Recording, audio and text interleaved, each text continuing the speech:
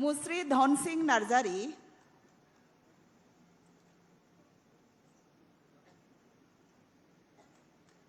मुश्री बिहुं ब्रह्म,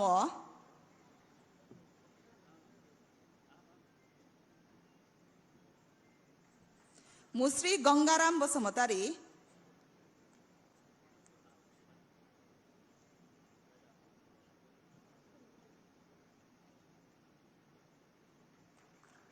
मुश्रीमा कृष्णा काकलारी,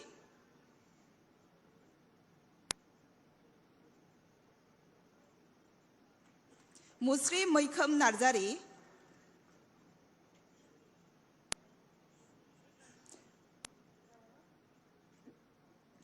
मुश्रीमा मैना बसुमतारी,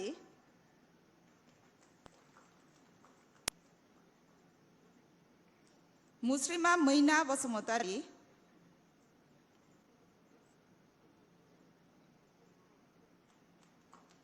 मुश्रीमा निहा ब्रह्म,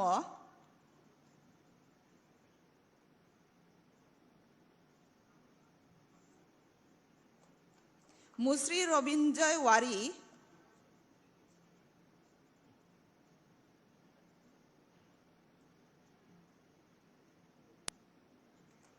मुश्री सुबराज बरगयारी,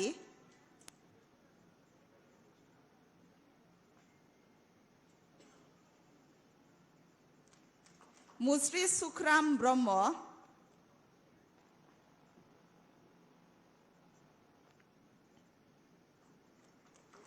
मुश्री सुरजू ब्रह्म,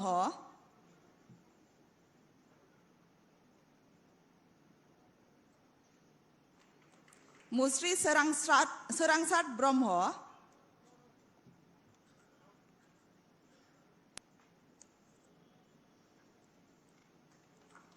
आरो मुश्री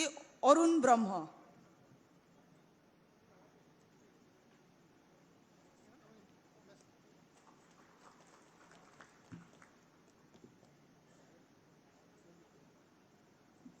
আমি সকলোকে শুভেচ্ছা জ্ঞাপন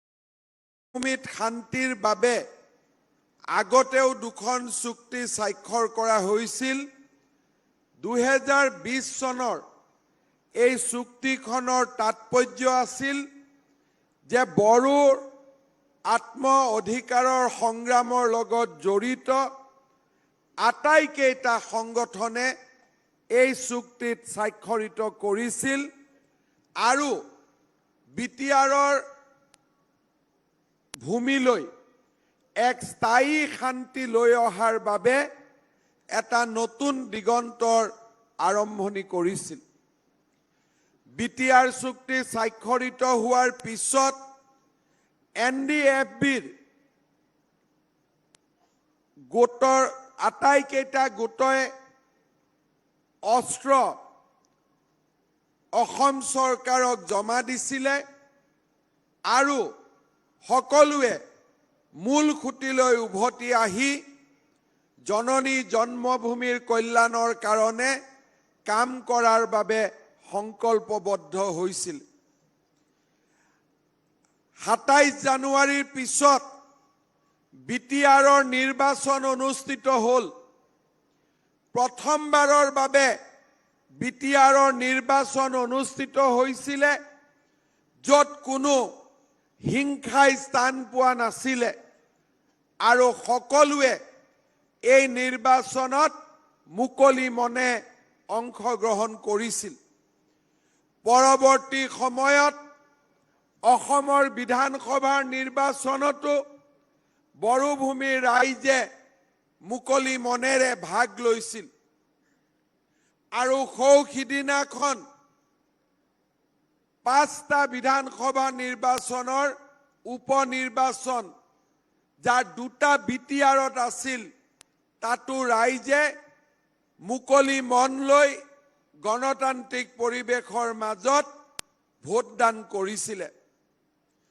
যোৱা 27 জানুৱাৰীৰ পিছত বড়োভূমিত হিংসা হত্যাৰ গোচৰ বা হিংসা হত্যাৰ অভিযোগ প্ৰায় নোহোৱা হৈ অহাৰ পিছত এতিয়া আমি এটা স্থায়ী শান্তিৰ বাবে অগ্ৰসৰ হৈছো আৰু আজি আমি নিশ্চিতভাৱে ক'ব পাৰো